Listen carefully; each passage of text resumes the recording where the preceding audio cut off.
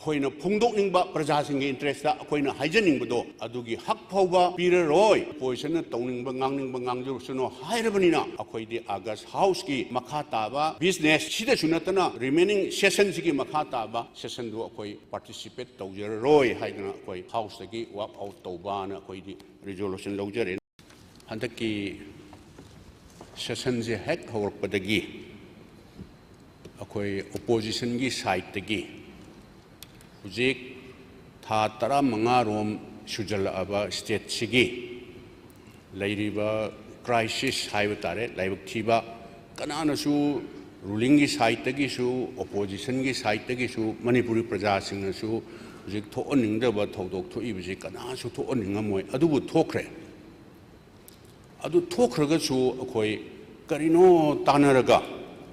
house की करिनो honourable speaker ना याबीरगा squeeze तौरगा मतम महन बगी महुता नमित हुमनी मरीनीरा अदुदैदा सेशन सी टेंधलगा हुजिकी लैरिबा मणिपुर की प्रॉब्लम क्राइसिस से क्रमाई तौरगा सॉल्व तौसिगे क्रमाई तौरगा अथु मतमदा शांति पुहलकनबा होनसिगे हाइबसी मसिदैदा अखोइ हाउस दैदा खनबा याबा और सेक्रेट सेशन नि खंगदे अमनि खंगदे तौसीना हाइबीबसी honourable speaker नसु याबीद्रे अदुगा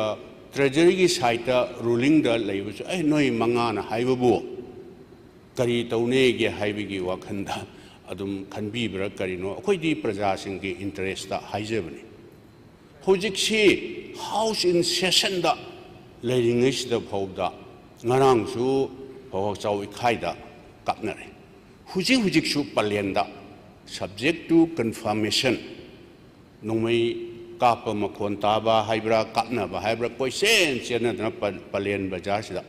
singi yamna interior oiba che Churachandpur da hairo Churachandpur gi manung hanjan ba Pherzon da or natragana Tamenglong da ada interior oiba ukhul gi ada interior da natie ba phawak chaw ikhai je Egypt plain area गुम्बनी पलियनसी plain area गुम्बने सिदा हुजिक लैबा situation सिदा अखोइना हाइजेबा हाइबा तारे करिनो मणिपुर प्रजा सिंगसि वामनग्रे अखोइना opposition नेना political mile as लौननबा मदुगी खुदोंग चाब लौननबा सरकार से अखोइना क्रिटिसाइज ता होरगे मसी खुदोंग चाब लहोरगे हाइजेबगी वानते ऑनरेबल स्पीकर मणिपुर की प्रजा सिंगसि हाइदे हाइदे in all sector, in all front, kari phibam da leige haisi mayam ne hena khangbirabani election biriba honorable minister sing aduga leiba mayam sing sina hena keno toribani akhoju ikai let us forget about August house ai ishagi bauta ikai ba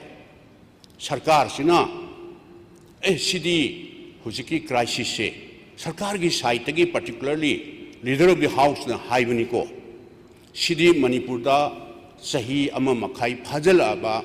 hujiki manipur gi issue manipur gi problem se is not a mere law and order gi nate geopolitical ni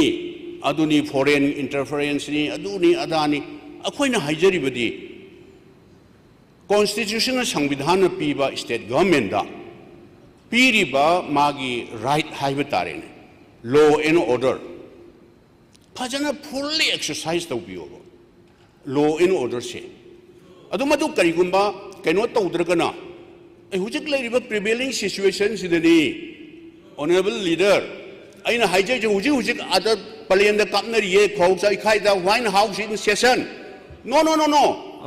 akhoi right leina house palenda kari thoi right leina तो सिनानी मणिपुर दा भारत दा democracy लैररोय Karamba मफमदा Karamba Manipur की इतिहास ता ताम लोरिबा local body से election तौदगा फुरिखाव दगी panchayat से administrator हाप से करंबा इतिहास ता लई ऑनरेबल सीनियर मेंबर कनो नति अदुना नेबा सार इलेक्शन 20 इयर्स से तौरम दुई जीरो वार की टाइमिंग द भौबा कितंग मिनिट मंगा तारा बो पीबी दे अदुना अखोइना हाइजेबदी अखोइना प्रोजेक्ट लैरिबा प्रिवेलिंग सिचुएशंस देदा हाउस ना resolution of the low sea and a honourable member मंगाना private member resolution pukhachabane adusu atai nate ko lairiba sarkar sina particularly honorable chief minister na masi lairiba crisis se mapan gi khut yaure haiba tardi government of India ki honorable prime minister ki external affairs minister ki unabiro akhoi pamjade disturb tawba honorable prime minister home minister adu lairiba even state government akhoi disturb tawba pamjade ba adu madu state government na law and order se si problem leibadagi ni external aggression adu sangi haiba targadi bharat sarkar gi mateng lawra se adu tawbiyo akhoi karimta madu akhoi intervene tawning dieba adu su tawdrabanina akhoi yargadi akhoi pulap chatlaga honorable prime minister haijaraga masi community ani gi marakta senior member kaigumta thamjage ngarang su ai na khanjabada yamna pak sanna naina ki ba wafam oina tawre aduga hojiki house chaliba house natraga parliament session ne loibaga honorable leader of the house madu magi office tegi su unana ba khona na ba appointment lo ba khot pa isu tawgena takpi kre adu madu da hanjan na sum akhoi khana ba sin maram cha dabra na khanjaba adugi wana che de sir ngasi gi akhoi member jing na pukhatba member jing gi right leina member jing na resolution lawsi haibdo honorable speaker na madu admit tawidreba admit tawidabagi madugi justification su akhoi da communicate tawbirak pa su leite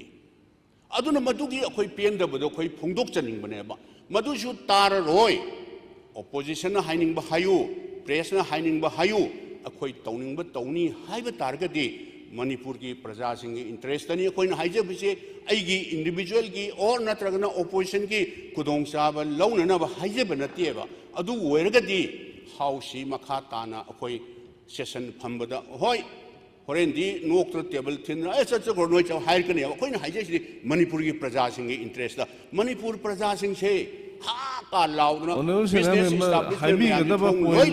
haibi gadaba point amani do takpi la solution biro haibi gadaba point amani do haibi nati ai solution jege torini ado honorable speaker na public interest ta akhoi na pukhatchaba akhoi gi private member resolution do adu bhauba admit tawbiraga akhoi na phungdok ningba praja sing interest ta akhoi na haijaning bado adugi hak phauba piraroi noi opposition na tawning ba ngangjur suno hairabani na akhoi di august house ki makha taba business sida sunatana remaining sessions ki makha taba session do akhoi participate tawjaroi haidana akhoi house ki walk out tawba na akhoi di resolution lawjare na adu khaktang thamjage tawbani